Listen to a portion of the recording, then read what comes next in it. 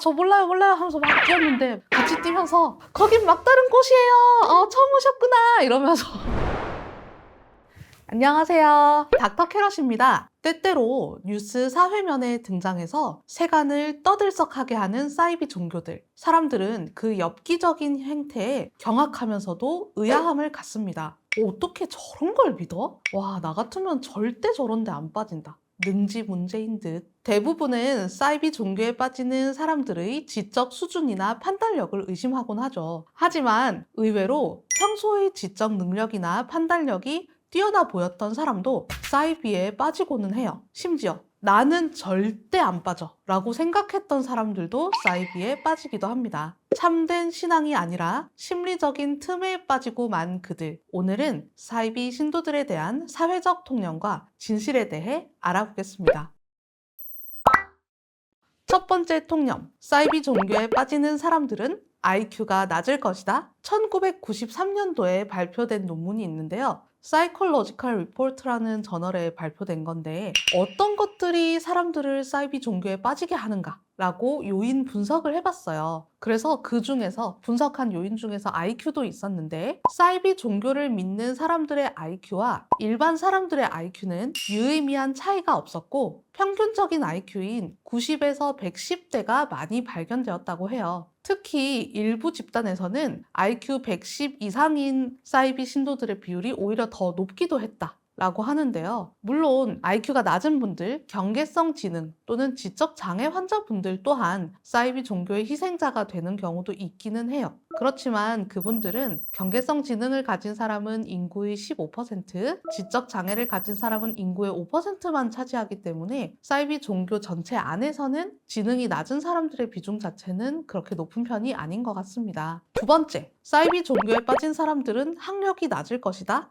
여러분, 제가 고등학생 때 서울대에 면접을 보러 갔었거든요. 거기서 제일 처음 만난 서울대 사람이 다른 사람도 아닌 사이비 종교 전도하는 사람이었어요. 그래서 서울 상경해가지고 나 면접 볼 곳 어디지 하면서 자연과학대 건물 이러면서 막 건물 확인한다고 있었는데 제가 되게 어리숙한 티가 났나 봐요. 길 걷는데 저한테 도를 아세요? 이러면서 막 전도하려고 하길래 저 몰라요, 몰라요 하면서 막 뛰었는데 같이 뛰면서 거긴 막다른 곳이에요. 처음 오셨구나 이러면서 저를 막 몰아가시더라고요. 그리고 저희 학교에 입학하고 나서도 캠퍼스 걷다가 사이비 전도하는 사람들한테 자주 붙잡혔는데요. 제가 진짜 기억에 남았던 일화가 시험 끝나고 기숙사에서 친구가 치킨 시켜놨으니까 얼른 와 이렇게 했는데 사이비한테 붙잡힌 거예요. 저 가야 돼요 하는데 자꾸 막 제가 생판 모르는 사람한테 진짜 화가 너무 나가지고 저 지금 치킨 먹으러 가야 돼요 이렇게 또 웃긴 게 치킨 먹으러 가야 된다 하니까 놔주더라고요.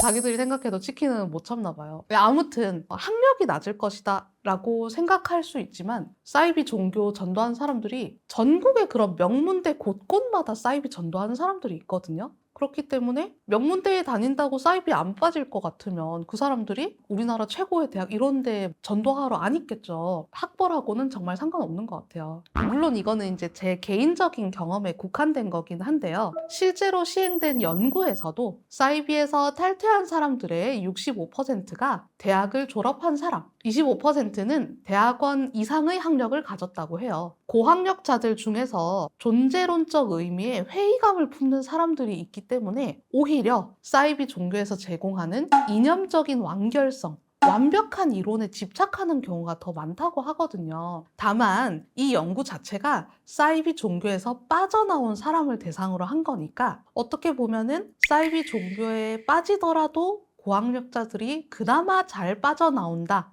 라는 얘기일 수는 있겠어요. 어쨌든 학력이 높다고 해서 사이비에 안 빠지는 건 아니다. 사회적 통념을 뒤집는 그런 연구 결과가 있습니다. 세 번째, 사회 경제적 지위가 낮을 것이다. 또 한 가지 사회적 통념 중에 하나가 사이비에 빠지는 사람들은 소득이나 자산 수준이 낮을 것이라는 생각인데요. 이것도 사실하고는 조금 다르다고 해요. 2006년에 미국에서 발표된 Cultic Studies Review라는 조사에 따르면 사이비 신도 중 절반 이상이 중산층 이상이었고 그중 상당수는 안정적인 직업을 가진 전문직이었다고 합니다. 우리나라의 조사에서도 비슷한데요. 2022년에 한국 기독교 이단 상담소 협회에서 조사한 자료를 보면 사이비 피해자들의 60% 이상이 월 300만 원 이상을 벌고 있었고 대부분이 대졸 이상, 가정이 있는 30, 40대였다고 합니다. 사회적으로는 안정되어 있다 하더라도 정서적으로 안정되지 않은 사람들이 사이비에 빠지기 쉽다고 해석할 수 있겠죠. 결국은 사이비로 빠지게 되는 데에는 지능도, 학력도, 사회적 지위도 중요한 게 아니라는 거죠. 오히려 불안과 외로움, 그리고 확실한 답을 주는 목소리를 얼마나 간절히 원하는지가 문제라고 할 수 있겠습니다. 여러분, 그렇다면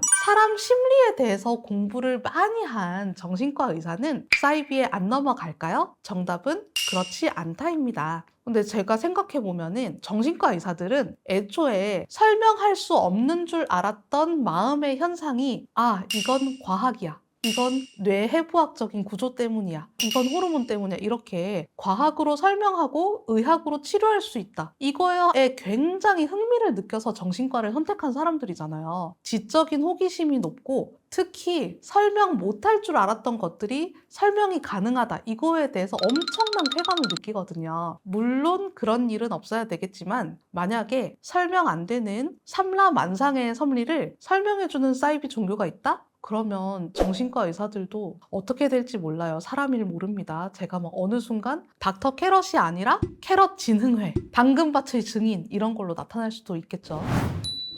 네, 여기까지 제가 준비한 내용 잘 보셨나요? 사이비 종교의 마수에서는 그 누구도 안심할 수 없고 그 누구도 자유로울 수 없습니다. 그렇다면 지능, 학력, 사회 경제적 지위가 아닌 어떤 것들이 사람들을 사이비 종교에 빠지게 하는 걸까요? 다음 편에서는 사이비 종교에 빠지는 사람들의 심리에 대해 알아보겠습니다. 오늘 영상이 유익하셨다면 구독, 좋아요, 알림 설정 잊지 마세요. 그럼 다음에 더 유익한 영상으로 만나 뵙겠습니다. 안녕!